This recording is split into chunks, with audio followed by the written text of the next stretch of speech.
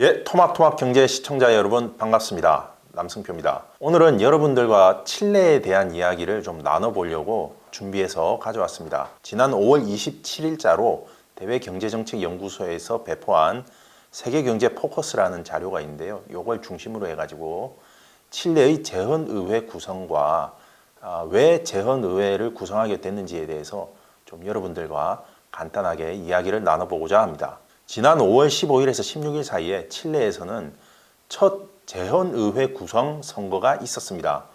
물론 이날 선거가 재헌의회 선거만 있었던 것은 아니고 다른 선거들도 좀 있었는데요. 상당히 중요한 선거였는데 결과가 좀 놀랍습니다. 집권 여당 연합이 재헌의회 의석 155석 중 37석밖에 획득을 못해서요.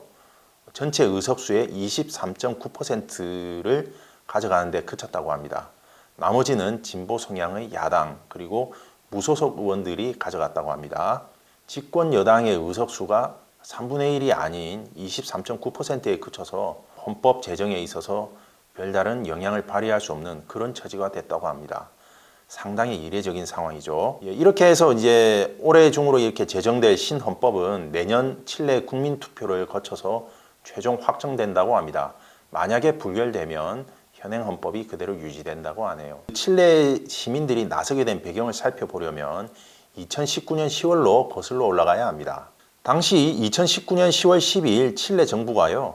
수도 산티아고의 지하철 요금을 30페소 인상한다고 발표했습니다. 30페소면 우리나라 돈으로 50원 정도 됩니다. 그런데 이 발표 뒤에 이틀 뒤부터 시위가 발발하기 시작해서요. 10월 18일부터는 대규모 시위로 격화됐다고 합니다. 결국은 대규모 시위가 있은 다음 날 칠레의 피녜라 대통령께서 대국민 사과를 하고 지하철 요금 인상을 철회를 했다고 합니다. 그런데 칠레의 시민들은 돌아가지 않았다고 합니다. 오히려 시위에 참여하는 시민들은 더 늘어나서 2019년 10월 25일에는 무려 100만 명이 넘는 시민들이 칠레의 수도 산티아고에 모여서 집회를 열었다고 합니다. 이것 때문에 결국은 그해 11월에 예정됐던 에이펙 정상회담도 취소할 수밖에 없었다고 합니다. 칠레 국민들은 왜 분노했을까요? 국내 일부 언론은 칠레의 반정부 시위를 두고 50원 분노 이런 식으로 이야기를 하면서 보도하기도 했는데요. 칠레의 내부 사정을 좀 들여다보면 그렇게 간단한 문제가 아니었습니다.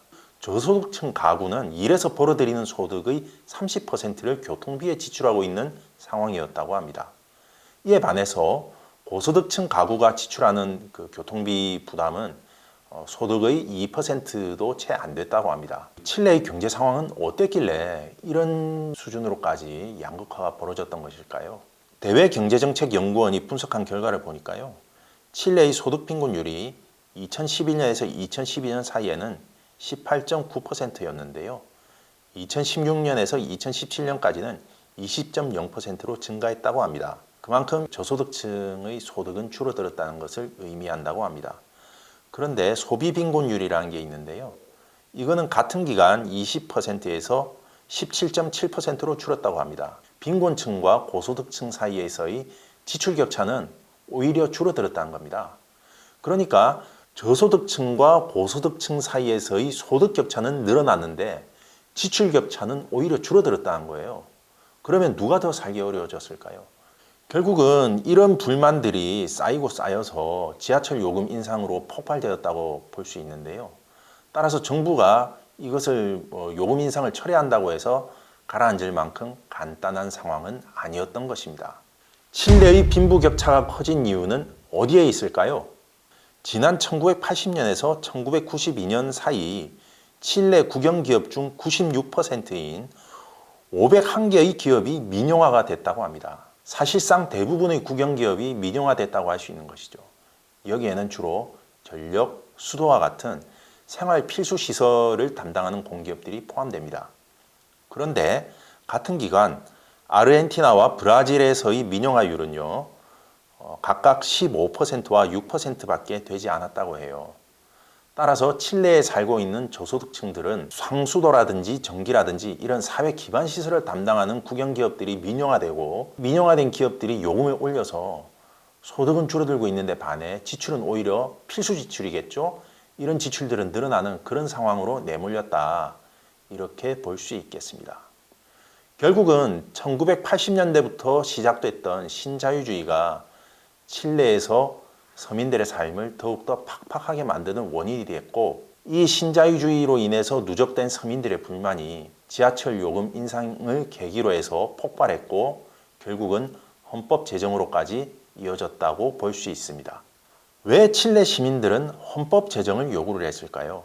피노체트 군부 체제 하에서 만들어진 현행 헌법에는 국민의 기본권과 밀접한 교육이라든지 의료, 복지에서 국가의 책임을 명시하지 않았다고 합니다.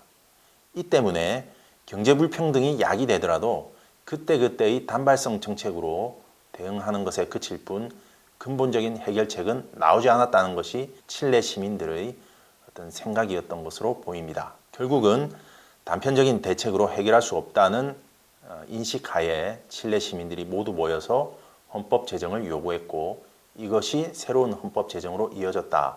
이렇게 볼 수 있겠습니다. 올해 있었던 몇 가지 일들을 한번 같이 생각해 봤으면 합니다. 바이든 행정부는 출범하자마자 수조 달러에 이르는 대규모 경제정책을 집행하겠다고 발표했습니다. 그리고 국가의 과감한 투자를 통해서 국민들의 삶을 끌어올리겠다고 약속했습니다. 한편 칠레에서는 국민들이 들고 일어나 새로운 헌법을 제정하고 경제적 불평등을 완화하라고 정부에 명령했습니다. 그것이 바로 칠레의 재헌의회 구성인 것이죠.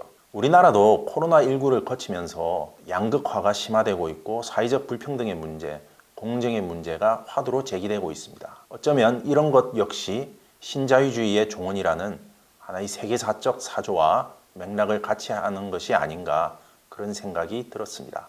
다음에는 더 좋은 내용을 가지고 여러분들을 찾아뵙도록 하겠습니다. 감사합니다.